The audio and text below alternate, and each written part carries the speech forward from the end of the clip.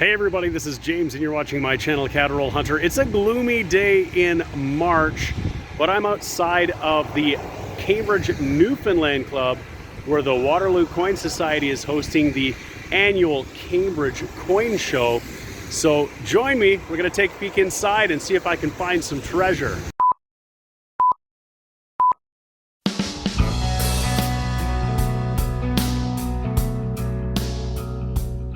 Okay folks, I am back from the Cambridge Coin Show. I didn't end up filming inside the auditorium. It was actually really busy, and just out of respect for the vendors and all of the visitors who were walking about, I didn't really want to be there with a camera in everybody's faces.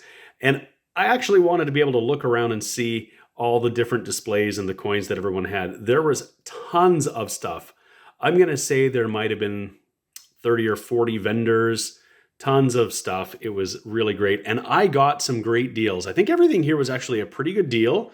Some of these things will upgrade my collection. Some will fill some holes. Some are some spot fillers for now until I find something different or better. But I think what I'll do is go through this and we'll look at what I paid. I don't think I got I didn't get things for half price necessarily. Well, maybe a couple things. But I think I got some really, really great deals, and you can let me know what you think. But for everything on the table here, I paid $150 for in total. I'll go through each of them, and I think we'll just start with the banknotes here. We'll look at these. So the first one you'll see here, this is a 1937 series Gordon Towers $20 bill. It's probably in a fine condition. You can see it's pretty heavily circulated. There you can see it doesn't have any really terrible creases necessarily, but it does have some writing. So somebody's written $4 on the top here. I'm not sure what that's all about. I paid $30 for this. The Charlton guide, when I look at it, it shows this particular one, and it's an E over E, as about a $40 pickup in fine. I paid $30 with the writing on it. This is probably just a fair price until I find a better one. So not a bad deal at all, but that fills a hole in my collection. I didn't have the Gordon Towers $20 bill. So next up, I got two 1954 bills. Both of them are devil's face bills. You can see what was believed to have been the face of the devil in the Queen's hair. I've highlighted this on the channel in the past. Essentially, this engraving was made from a portrait, a picture that was taken of the Queen, and the engraver faithfully reproduced the highlights in the hair from that picture. They weren't trying to be subversive and put some kind of messaging in there at all. But these are particularly hard to come by, particularly in the lower denominations, because they were heavily circulated. Many of them wouldn't have lasted. So this $1 bill here, I got for $10. And if we look at the Charlton catalog, this one is an E over A, so it's the BC29A. There were 70 million printed. Even in a VG, it's a $20 value. If it was an F, and I think this one might be an F, $27. So for $10, that was a great, great deal for me. So I think it did really, really well on that one. And this one particularly is going to fill a hole in my collection. I didn't have any of the $1 bill devil's face. They can be pretty pricey, particularly in the higher grades. So for $10, sort of an entry-level version, and I think still a really good value. That was awesome. The other one I picked up is not nearly as nice. This $2, you can see it's got writing on it. It actually has some little pinholes, a couple little tears. So it's in rougher shape for sure. And you can see some of the pretty prominent creases on this one. But I also only paid $10 for this one as well. I have a $2 bill devil's face, but not in the Coin Towers signature combination. So this one's going to fill a hole in my collection until I can find something better. But for $10, I couldn't pass this up. And again, if I look at the Charlton catalog, we find the Coin Towers. Even in a VG, it's a 28. So if we just accepted with the writing and the pinholes, it's less than that. $10 is probably more than fair for that one. I think it's probably still like a $20 note, even in that condition. And you can see if we were to find a replacement note, an asterisk note in any of the signature combinations, they have a hefty premium. They're really hard to come by. There's not too many of them that are surviving, but still, these ones are really hard to get. And this last one, I really couldn't pass it up here. It's a $2 1976, and you can see it is stamped and canceled on the date of issue, April 13th, 1976, with this John F. Kennedy stamp. And this bill is remarkable. It is in complete uncirculated condition. The coloring is excellent. The paper is beautiful. It is a well-centered bill. Just an excellent bill. I paid $10 for this, and I think they could go for probably $15 all day. You can look at sold listings on eBay. So this one was just, for me, a beautiful banknote with some history and a first day of issue, which was really, really neat, in excellent condition. So I was happy to pick that one up.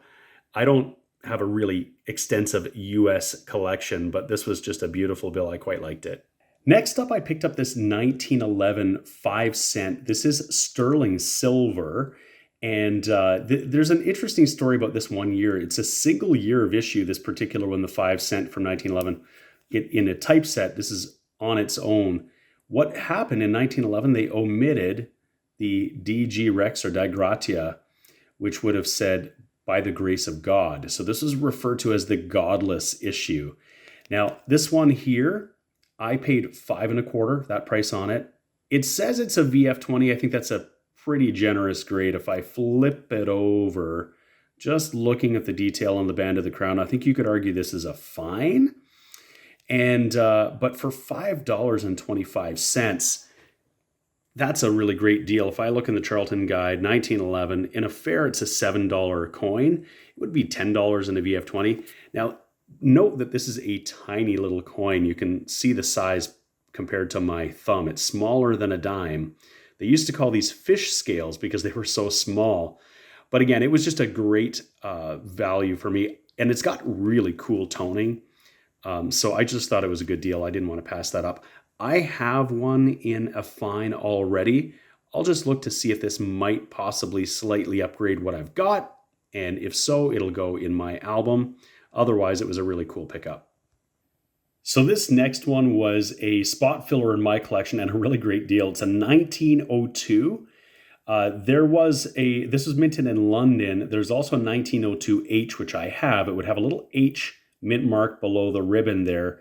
That was minted in the Heaton Mint in Birmingham. But this one here, I paid $2.50 for it. Now you can see it's Edward VII. It's actually the first year Edward VII. So Queen Victoria was on the coins for many years up until 1901. But 1902 was the first year of King Edward VII. And it's really common for these coins to lose a lot of their detail on the bust of the king. It was just a real high point. So this is pretty common to see them like this. I would say this is actually a VG8, and a VG8 would list for $12. So for $2.50, that's pretty awesome. So you really have to look at the other details besides the king for these lower grades, because there's still a lot of detail on everything else. A lot of the leaf detail is gone too, but I don't think this is a G4. I think this is a VG anyway. Great deal and fills a hole in my collection. Now, I picked up a bunch of quarters here because I got them under melt. You can get a lot of these 60s coins here. There's a 68 that is 50% silver, but the 62 and 63s, you can get these pretty much for scrap value in really nice condition. But these were exceptional. And I think the collector who had these had a roll or most of a roll of these in pretty much BU condition. But I got them for $3.25 each. These ones that are 80% silver.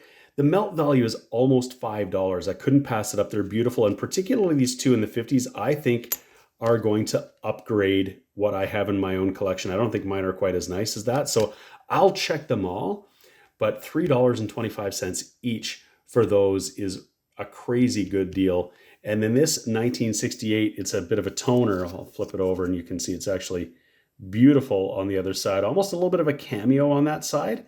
But the way it was stored obviously must have had some contact with the air. And I think I paid just $2 for this one, and that's a great deal too. So I was happy to add those. Now I'll look at the 50-cent pieces here. So I just took a peek in my binders to see the state of some of the quarters that I had. Here's that 1958 that I just picked up, right? And just beautiful detail. Here's the 1958 that I had in my collection. I've got it graded as a VG. This is basically a call coin. There's no detail on there, no hair detail whatsoever. So I just had never gotten a better 1958. So that's a huge upgrade, essentially to a mid-state. The same thing with the 59. This 59 here is just gorgeous. Beautiful coin, lots of luster. And here's the 59. Very dull, no real luster left. I graded it higher. It's got more detail in the hair, but it's clearly circulated. It doesn't look nearly as good in hand. So these two quarters are going to be significant upgrades in my collection. So I'm really happy to have had the opportunity to get these at a great price. My collection is going to look a lot nicer now. I'm going to start with the oldest one here, and I think this might be the pickup of the day. This is a 1909, another one I didn't have in my collection. I'm going to flip it over, and there is Edward VII.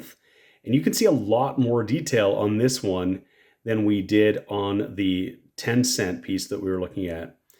This one here, you can see the band of the crown, a lot of the jewels. You can see some of the detail in his garments here.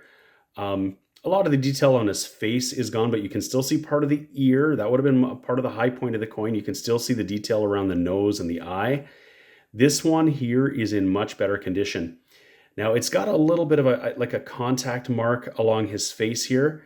This one here, I think there's an argument that this could be somewhere between, this could be a fine. I think this could be a fine, probably pretty easily, just based on the level of detail. But there might be a bit of a knock on it because of that little bit of a contact mark on the side of his face.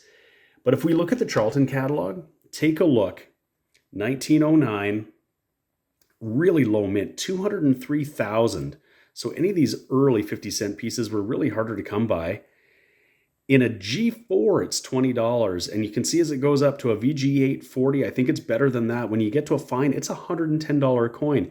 Even if we expect that there's a little bit of a knock on it for some of the chatter on it, I guess. Even if we say it's like let's say a $75 coin, I paid $13.50 for that.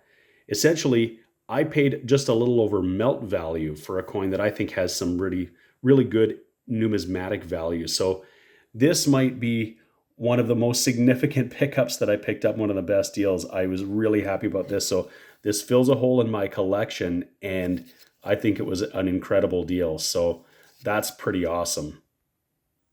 Next up is a 1937 50-cent piece. This is a first year King George VI, and it has a lot of eye appeal, like some really significant luster still on it. A little bit of toning at the bottom. I picked it up for $18 here. It says it's an AU 50. Not exactly sure. It looks like it's got, it might just have some, looks like it's got a little bit of circulation wear, maybe AU.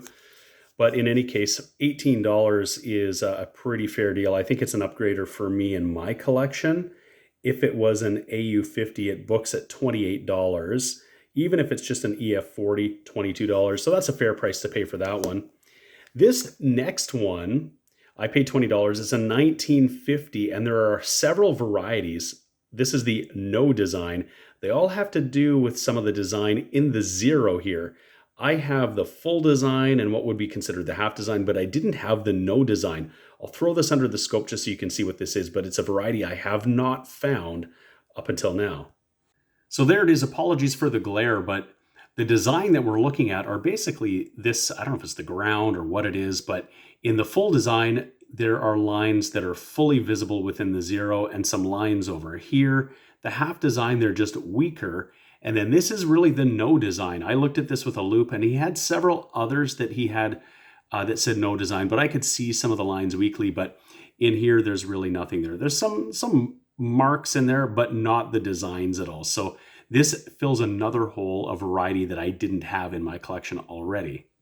And then last up in the 50-cent pieces, I paid $10 for this, which is pretty much close to melt value. It says 63. It's actually a 1962, which is probably better because the 62 is a little lower mintage than the 63. It is a beautiful coin. If in fact this is an MS63, it's a pretty great deal. But at melt value, that's what you'd pay for it in scrap in any condition. And so it's a really, really beautiful coin. But in an MS63, I'll have to look in the Charlton Guide to see what it lists as. Let's flip the page here so we can get to it. And of course, there's so many varieties in 50-cent pieces, all the different hand-punched dates. But if this was an MS63, a 1962, it would be around like probably there it is, $16. So to pay $10 for it certainly is great. It's definitely an MS coin anyway. So that was a good pickup there. And then this was the very last thing that I saw there.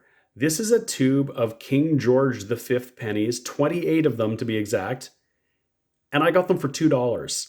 Now, just to put this in context, any one of these in average circulated condition is probably worth at least 50 cents. I don't expect to find any key dates in here like 23, 24, 25, anything like that. So it's probably going to be the more common dates. But even in like a VG condition, any of them is about 50 cents. So we'll take a look. I'll sort them out by date. Like I said, I don't think I'm going to find any of the hard to find dates. But there might be a couple in here that might be worth a little bit more than 50 cents, and we'll see in a moment. So we got a good spread of dates. No surprises here, though, of course. We got 1920, 21, 28, a couple of those, a couple 29s, no high 9. 31's a little harder date to get, so in this condition, it's probably worth, this one might be worth $2 anyway. 32s, 33, 34, 35, 36, big stack of those. So and some of these are in better than average conditions. So some of these are probably at a fine, maybe even a VF is the best one, but really nothing lower than a VG. So they're all at least worth 50 cents in my book anyway. So I think this is a great deal. And these might be things that I could trade with other collectors who don't have any older King George V pennies. So that was a great pickup for $2. I couldn't pass that up. I had to pick that up. That was awesome. Well, I hope you enjoyed that little peek of my coin show pickups. I think I got a great deal. I had a lot of fun going out to the coin show and just looking at all the cool stuff. Gold coins, rare coins, some really, really cool and unusual stuff too. And I filled up some holes in my collection, maybe a few upgrades, and I think I got a pretty good deal on everything that I picked up here. So I'm happy with what I got. Even some of these trashy banknotes have a space in my collection. You never know if I'll find something in another pickup that might replace these, but I'm pretty happy with it. If you enjoyed looking at these coin show pickups, please give the video a like. If you haven't already subscribed to my channel, Cadroll Hunter, please consider doing that. I'd really appreciate it. You'll know when my new videos are coming out. I have new videos coming out all the time. Thank you so much for watching, and we'll see you again next time. The sponsors of today's video are Lighthouse Canada and the Charlton Press. Lighthouse Canada is the leading supplier of high-quality numismatic supplies in Canada, and the Charlton Press is the leading publisher of coin and paper money catalogs and price guides for Canadian collectors. Go check out their online stores today and use the exclusive discount code CRH20 for 20% off all your purchases.